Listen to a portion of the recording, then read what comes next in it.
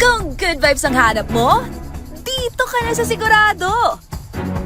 Mula sa mga istoryang nagbibigay ng inspirasyon hanggang sa mga kwentong may dalang solusyon. Mga balitang pampagaan ang pakiramdam at pampaganda ng araw. Hindi lang basta good news, kundi the better news.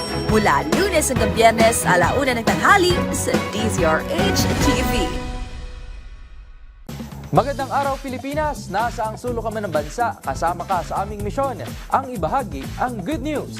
Sa programang hindi lang basta balita ang hatid, kundi mga kwentong puno rin ng pag-asa, inspirasyon at mahalagang kaalaman. Live tayo sa DZRH TV Facebook, YouTube at DZRH News website. Ako po si Rovic Manuel at ito ang The Better News. Una sa Pilipinas, una sa Pilipino. Sa ating The Better News ngayong araw, sa bagong Pilipinas, bawat bayan makikinabang, inilunsad ni Pangulong Bongbong Marcos para palakasin ang LGUs. Philippine Tourist Destinations bumida sa Fitur Trade Fair 2026 sa Spain. Bagong species ng horn leaf plant na diskubre sa Apayao.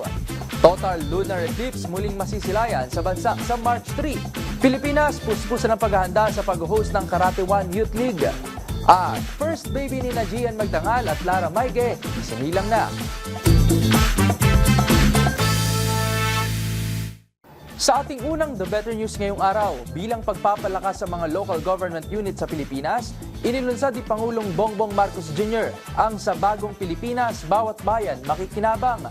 Dito itinaas ang pondo ng LGUs para gamitin sa mga programa gaya ng pagpapatayo ng mga ospital at health station, evacuation facilities at farm-to-market roads. Ang The Better News na yan ihatid ni Mili Borja. Inilunsad ni President Ferdinand R. Marcos Jr. ang inisyatibang Sa Bagong Pilipinas, Bawat Bayan Makikinabang, na layong palakasin ng mga local government units sa pamamagitan ng mas malaking suportang pinansyal. Binigyang diin ng Pangulo ang mahalagang papel ng mga LGU bilang mga frontliners sa serbisyong publiko dahil sila ang unang nakakaramdam ng mga problema at nakaririnig ng hiniing ng mamamayan. Bilang bahagi ng programa, itinaas ng pamahalaan ng pondo ng Local Government Support Fund o LGSF ngayong taon sa mahigit 34 billion pesos na nagdala sa kabuuang halaga nito sa halos 58 billion pesos na halos 58 billion pesos, ang pinakamataas sa kasaysayan. Bahagi ng LGSF na mas malawak nating layunin na isulong ang bagong Pilipinas kung saan ang pag-unlad ay nararamdaman sa bawat rehiyon at bawat komunidad. Ngayon 2026, nai-release na ang humigit kumulang 1.19 trillion pesos na national tax allotment para sa mga LGU. Mas mataas ito ng higit 15% kumpara ng 2025. Ayon kay Marcos, gagamitin ang pondo sa mga prioridad na programa, kabilang ang pamahagi ng bigas sa mahigit 5 milyong pamilya, pagpapatayo ng mga ospital at health station, evacuation facilities, farm-to-market roads, at mga proyekto sa tubig at kuryente sa kanayunan. Inuutos din ng Pangulo ang mas pinabilis at direktang paglabas ng pondo sa mga LGU upang maiwasan ang pagkaantala sa implementasyon ng mga proyekto. Dagdag pa ni Marcos, umabot na sa higit kumulang 1.19 trillion pesos ang national tax allotment na naipalabas sa mga LGU ngayong taon. Mas mataas ng higit 15% kumpara noong 2025 na lalong magpapalakas sa kanilang mga kakayahang maghatid ng serbisyo sa mga komunidad. Para sa DZRH TV, ito si Mili Borja, una sa Pilipinas, una sa Pilipino. The Better News naman tayo sa ibayong dagat. Muli kasing bumida ang turismo ng Pilipinas sa ginanap na Fitur Trade Fair 2026 sa Madrid, Spain, kung saan maaaring makilala ang ganda ng isla ng Camiguin hanggang sa Malaparaisong Palawan, dala ang ilang cultural product at representations. Ang mga detalye sa report ni James Galange. Muling bumida ang ganda ng Pinas sa katatapos na Fitur Trade Fair 2026 sa Madrid, Spain sa pamamagitan ng mga pinagmamalaking cultural products at representations. Kung saan mula sa isla ng Camiguin, Malaparaisong Palawan at vibrant heritage na mayroon ng Cebu at Maynila ay kinilala ito ng mga dumalo bilang possible tourism venture ng mga investors sa Europa. Ayon sa Department of Tourism o DOT, layo na naturang trade fair na palakasin ang presensya ng Philippine tourism sa global market at lumikha ng mas maraming oportunidad lalo na sa negosyo para sa mga stakeholder ng turismo sa bansa. Kabilang naman sa mga naging delegado ay ang mga tourism enterprise, ilang kawani ng local government unit at cultural groups para i-representa ang kanilang tourism attraction. Sa tulong ng mga booth ay mas nailapit sa mga dumalo ng naturang 3-day fair ang ganda ng kultura ng bansa at ilan sa mga local attractions na maaari nilang gawin pagbisita rito. Ang FITR ay isa sa mga pangunahing international tourism trade fair sa Europa na nagsisilbing plataforma para sa mga destinasyon sa buong mundo upang makipag-ugnayan sa mga global buyer at partner. Matatandaan noong nakarang taon, sa pangunguna pa rin ng DOT, sumali ang bansa tampok naman ang ilan sa mga tradisyonal na sayaw at Filipino cuisine na siyang humakot ng libo-libong international visitors. Para sa DZRH TV, ito si James Galangit, una sa Pilipinas, una sa Pilipino.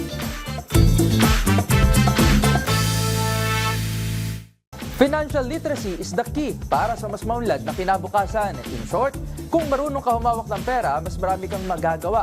Lalo na kung sa murang edad ay agad na maturuan ng mga kabataan. At isa nga ito sa mga kampanyang isinusulong ng Bangko Sentral ng Pilipinas o BSP. Ang mga detalye pa sa balitang yan sa ulat ni Arnold Herrera. Umarangkada na ang ikatlong bugso ng Youth Financial Inclusion o YFI Onboarding Initiative sa University of Southern Mindanao sa Kabakan sa Cotabato. Dito, higit 200 freshman students ang natulungang magbukas ng kanilang unang transaction accounts. Alinsunod ito sa programa ng Bangko Sentral ng Pilipinas na nagsusulong ng financial health at inclusion sa mga kabataang Pinoy sa pag-asang magbubukas ito ng mas malawak na oportunidad at mas marami pang serbisyo. Kabilang dito ang Personal Finance Management at Digitalization Campaign ng Central Bank. Ang programa ay tugon ng BSP sa mababang bilang ng mga Pinoy mula sa mid to late adolescents o mga nasa edad 15 hanggang 19 na may account. Tinalakay rin sa onboarding ang iba't ibang financial services na pwedeng pakinabangan ng mga estudyante, gaya ng saving mechanisms, student loaning, at digital tools para sa mas madaling transaksyon. Una rito, nagkaroon na rin ng Wi-Fi onboarding sessions sa Southern Leyte at Cavite noong 2025. Para sa DZRH TV, ito si Arnold Herrera. Una sa Pilipinas, una sa Pilipino.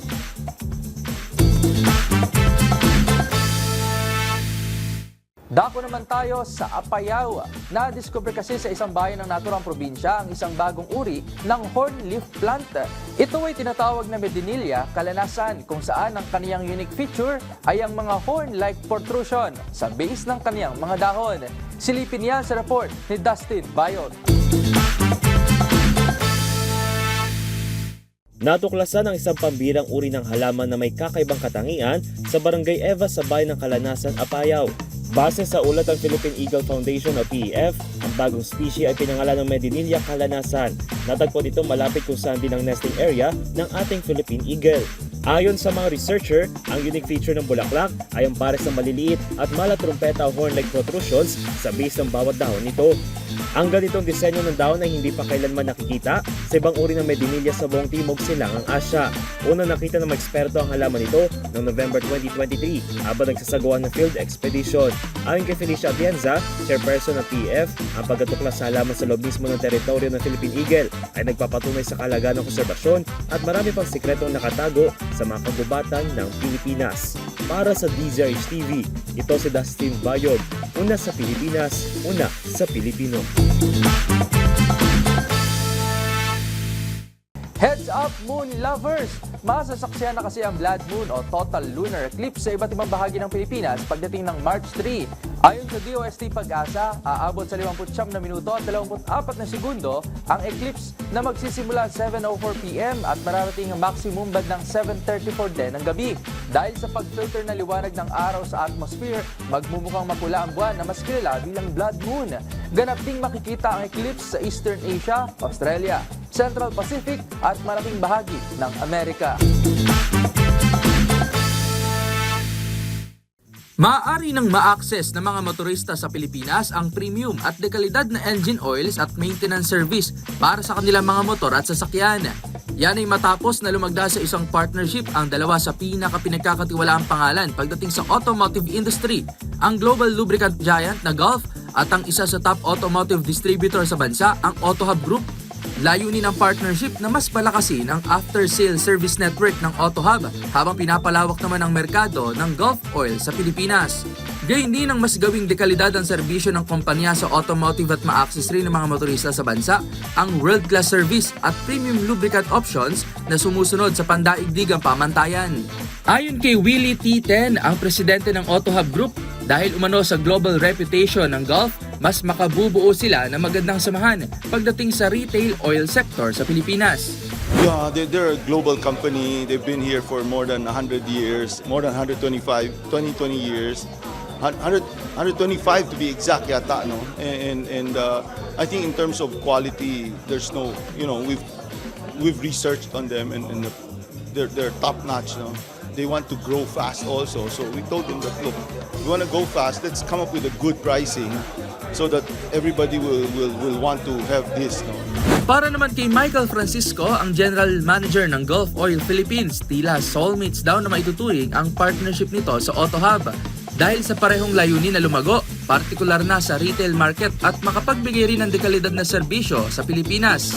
The expertise and the credibility in the market of the partner. Kasi syempre we want this to become successful. Parang it's like we're like soulmates. So it's a partnership that is very strategic for both of us. Samantala, sa pamamagitan naman ng world-class automotive solutions, tiniyak ng AutoHub at ng Gulf Oil Philippines ang efficiency, reliability at customer satisfaction sa serbisyo nito na kaya pa ring ma-access ng mga Pilipino. For people who wants quality in terms of oil, we're here now. You don't need to pay extra because it's gonna be same as everybody else, but you have the luxury of having better quality oils. And what we want to do is to, of course, make it available and accessible for Filipinos.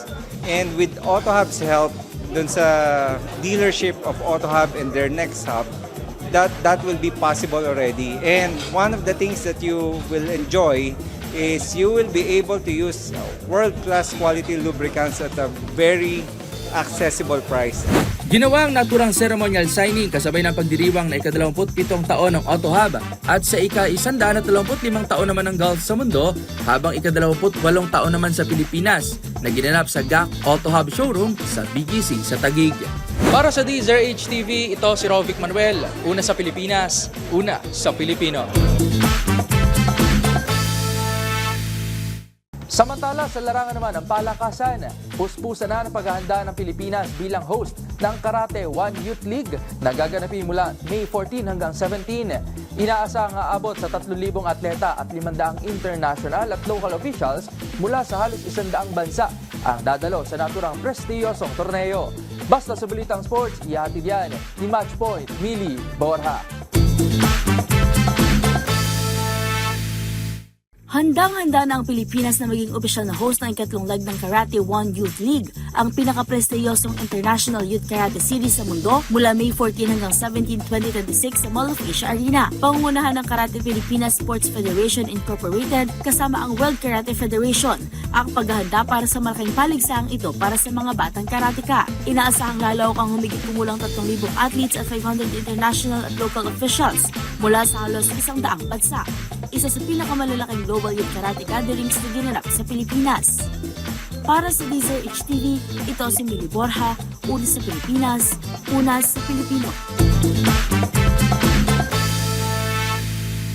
Sa mundo naman ng showbiz, isinilang na ng singer na si Lara Maige ang kanilang first baby ng theater artist na si Gian Magdangal. Ang pasilip na mag-asawang mga awit sa kanilang baby boy sa report ni Showbiz Angel.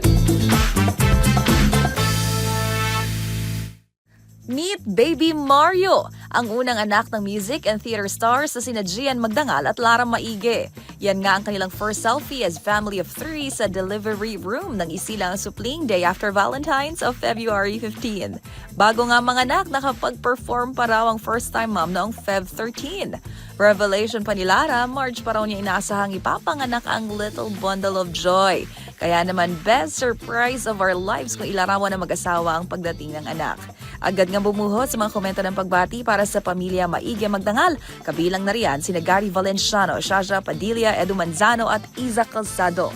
Magunita na Oktubre noong nakaraang taon na magpalitan ng matamis na ideo ang celebrity couple sa isang simbahan sa Alabang, Muntinlupa. Habang eksakto ang Christmas Day, nang i-reveal ni Lara na buntis na siya sa kanilang first baby. Para sa DZRH TV, ito po ang Showbiz Angel. Una sa Pilipinas, una sa Pilipino. At dyan na po nagtatapos ang aming paghahatid ng mga balitang siguradong pampagaan ng pakiramdam, pampaganda ng araw at pampasigla ng inyong buhay.